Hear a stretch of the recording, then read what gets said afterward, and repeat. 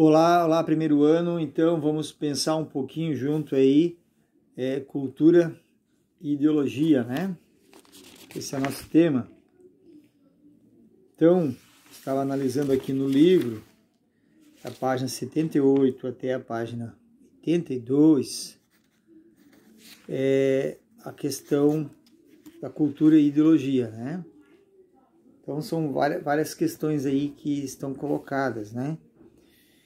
Então, primeiramente, pensar um pouco a ideologia, né? A ideologia pode ser uma ideia, né? Pode ser uma ideia boa, mas a ideologia também pode ser, quando é uma ideologia dominante, ela pode ser um mascaramento da realidade, né? Beleza? Então, quando está relacionado aos interesses, né? Interesses distintos de cada um desses grupos, pela tentativa das classes dominantes, tornam seus modelos de referência para os demais classes. Legal? Então esse é um conceito interessante de pensar, né? Beleza? O texto aqui na página 79 está dando um exemplo do funk, né? O funk como uma questão de uma cultura popular, né? Assim como o samba no passado foi criminalizado, o funk também é criminalizado, justamente porque vem da favela e fala coisas da realidade, né? As diversas faces da cultura. A cultura é a produção humana e não pode ser hierarquizada, pois não é possível justificar qual seria o padrão cultural a ser tomado como critério de diferenciação. Dizer que determinada prática cultural tem mais valor do que outra é afirmar o etnocentrismo. Então eu fiz questão de ler essa parte, justamente porque quando existe um pensamento dominante, né, que tem a ver com os interesses da elite, né, temos várias questões aí colocadas, tanto na política, como na cultura, como na mídia em geral, na internet, os logaritmos e tudo mais, né? Não preciso aprofundar muito para entender isso, né? Aí tem a diferenciação entre cultura erudita e cultura popular, né? Quando se tem a ideia de cultura erudita, as práticas, os costumes e os saberes produzidos pelas elites, ou para elas. Normalmente, tais práticas e saberes estão relacionados à produção cultural das classes dominantes, que procura se distinguir do que é produzido pelas outras classes. Beleza? A cultura popular, por sua vez, refere-se às práticas, aos costumes e saberes que têm sua origem nas classes dominantes e populações, ou populares. Ok? Policiais discutem com jovens que realizam rolezinho em shopping, em São Paulo, 2014. As práticas culturais e as disputas ideológicas não podem ser pensadas separadamente. Os rolezinhos tornaram-se uma ação coletiva de jovens de periferia em espaços distintos das elites, destinados às elites. A severidade da repressão que sofrem as forças de segurança do Estado apenas por circularem onde não eram esperados, revela os fundamentos ideológicos da segregação, os grupos subalternos. Então, se subentende que se o favelado não tem dinheiro para comprar no shopping, ele não tem que estar lá no shopping, né? É uma discriminação que existe, né? Na realidade. Cultura de massa. Então, faz a gente pensar em massa de manobra, né? Hoje se usa muita a ideia de gado, a própria questão dos fakes, os algoritmos que fazem que as pessoas virem uma bolha, né? Então, cultura de massa, que se caracteriza por transformar as práticas, os saberes e os costumes das diferentes classes em mercadorias, Então, a cultura de massa é produzida pelos meios de comunicação de massa pautada em interesses comerciais. Uma de suas consequências é a ofuscação das diferenças entre culturas populares e eruditas. E de propósito, né? Ofuscar a realidade é importante para se fazer toda essa manobra, né? Essa utilização massiva, né? De propagandas e tudo mais. Tudo por interesses, né? Que pode ser comercial, que pode ser econômico, né? E o comercial você incorpora, né? A cultura de massa, perde sua importância específica no cenário social contemporâneo. É importante ressaltar que, diferentemente do que afirmam os meios de comunicação, a cultura de massa também possui caráter ideológico. Seu atrelamento aos interesses capitalistas transforma uma expressão crucial a visão do mundo classes dominantes diante de comportamentos padronizados e colaborando de maneira central em consolidação dos valores típicos do sistema capitalista. Beleza? Aí entra a indústria cultural, né? Que é outra discussão, onde se analisa as relações entre cultura e ideologia, né? Uma temática relevante essas ciências sociais também, a sociologia, discute essas relações entre cultura de massa e indústria cultural. O que é isso? Os meios de comunicação de massa. A proximidade dos conceitos parece indicar uma coisa só, mas eles constituem elementos distintos na estratégia de consolidação da ideologia capitalista. Uma questão interessante é que, diferentemente das culturas erudita e popular, que são produzidas respectivamente pelas elites e pelas classes populares, a cultura de massa, ao contrário do que o nome sugere, não é produzida pelas massas, mas para as massas. Ela é gerada no interior da indústria cultural, conjunto de empresas vinculadas à classe dominante, que tem como função produzir cultura, mas como produzir industrialmente algo que vimos antes surge das práticas cotidianas de diferentes grupos de classes sociais, né? Legal?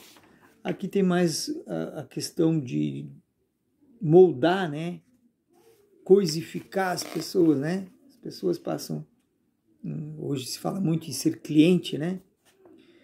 Com a internet, o logaritmo, né? Isso acontece pela massificação dos saberes e padrões, comportamento, de interesses a classes dominantes, para que sejam adotados como referência pelas classes dominadas, por meio de inúmeros produtos, novelas, filmes, livros, shows, programas de TV, revistas, etc. Programas de TV podem ser colocados também a questão das religiões, que também padronizam, coisificam, moldam as pessoas conforme seus interesses e proibindo, né, o acesso, muitas vezes, a novelas, né, que também tem essa questão da massificação, de moldar a opinião. Então, há uma disputa cultural, né, uma guerra cultural. Guerra cultural é interessante, né? São de elementos culturais que têm como premissa a consolidação de valores e comportamentos que reforçam a ordem social capitalista. Para isso, esses produtos incentivam o consumo, a padronização dos gostos e um processo em que prevalece a busca pelo lucro. Os meios de comunicação de massa, televisão, rádio, cinema, jornais, etc., que são os principais veículos de divulgação da cultura de massa, exercem papel essencial nesse contexto. São eles os responsáveis por transmitir os ideais da classe dominante. Aí depois aqui tem mais a ideia de que os veículos de comunicação colocam as informações, interesses, interpretações a partir, né, de seus interesses, né? Muitas vezes eles não estão mentindo muito, né? Só estão omitindo, né? Não é uma mentira propriamente dita, é uma omissão da realidade, né? E prevalece a ideologia, então, dominante, né? e o papel das ciências sociais e da sociologia, da antropologia, da toda a questão social, né, as técnicas de pesquisa e tudo mais, é justamente para se desvendar, se desnaturalizar, tanto a questão da alienação que se produz, né, para se ter, de fato, um povo livre, com um pensamento crítico, né, autocrítico. Eu tinha pensado em iniciar esse trabalho, esse vídeo hoje, falando de autonomia, né, e é importante, né, pensar um pouquinho em autonomia, que chegou até o final aí, então vou falar um pouquinho sobre autonomia. Primeiramente, eu queria só colocar as 4 perguntas que eu estou propondo lá no livro, né? Na verdade é do livro, da página aqui do livro, da página 87, para quem tem no papel. Eu não sei se lá no, olhar lá no online se é a mesma página, mas atividades. Como você explicaria a diferença entre a cultura popular e a cultura de massa? Né? Legal? Qual é a relação entre cultura de massa e consumo? É possível falar do etnocentrismo ainda nos dias de hoje? Dê exemplos. E a questão 4, apresente os principais fenômenos, além da Revolução Industrial, para o surgimento da indústria cultural. Legal? Aí nós poderíamos colocar até uma 5ª questão, que seria como você observa os logaritmos, né? Logaritmo, não, algoritmos, agora me pegou. Algoritmos, né? Algoritmos. Influenciando as pessoas. Vamos à questão da autonomia, né? Vou falar só uns 2 minutinhos sobre autonomia. Lógico, para você ter autonomia, você tem que se responsabilizar pelas coisas, né? Como que você constrói a responsabilidade, né? E na realidade, a capacidade e a autonomia, elas caminham junto, né? Então, temos colegas na escola que fazem as atividades, né? Tem aqueles que fazem tudo e não aprendem nada, né? Fazem porque tem que fazer, né? Ganham nota, mas não aprendem. Ou aprendem, ou fazem bem feito, mas só para ganhar nota. Que é diferente de você ter autonomia e buscar compreender o que está se fazendo, né? O que eu estou fazendo? Estou falando sobre cultura e ideologia. Tá, para que serve isso? O que eu quero com isso? Né? Então, você ter autonomia é você se responsabilizar pelo estudo que você está fazendo. E aí não achar que nós temos mais 2 anos para terminar esse livro, né? Chegamos na página 80, quase na página, chegamos na página 88, começa o outro capítulo, socialização e controle social. Tá, eu só vou ler esse outro capítulo porque o professor mandou. Por que eu não posso ler? Né? Autonomia é você enxergar as coisas e dar importância, né? Tem questões aqui que eu tive que escolher, não trabalhamos o Claude Lévi-Strauss, né? Então ele está falando aqui de uma antropologia brasileira, que na verdade ele é o pai da antropologia brasileira, Lévi-Strauss, um francês, que foi escolhido a dedo para vir dar aula nas universidades brasileiras nos anos 40.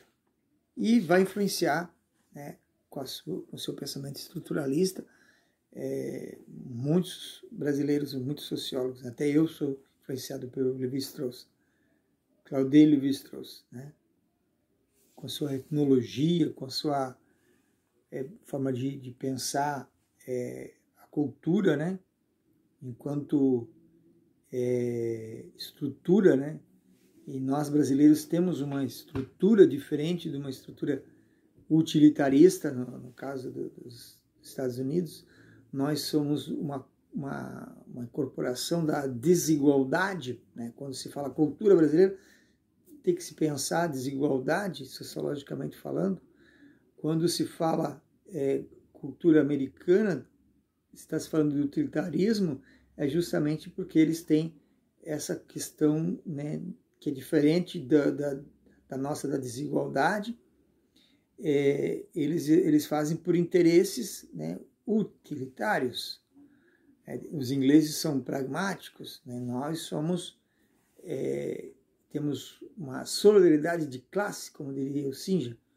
O Singer, um economista brasileiro, vai falar em solidariedade de classe.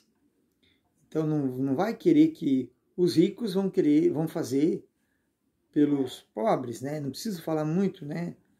Então existe governos para rico e governo para pobre, né? Não vou nem entrar na questão, vocês formulem aí as ideias, pensem um pouco sobre isso, beleza?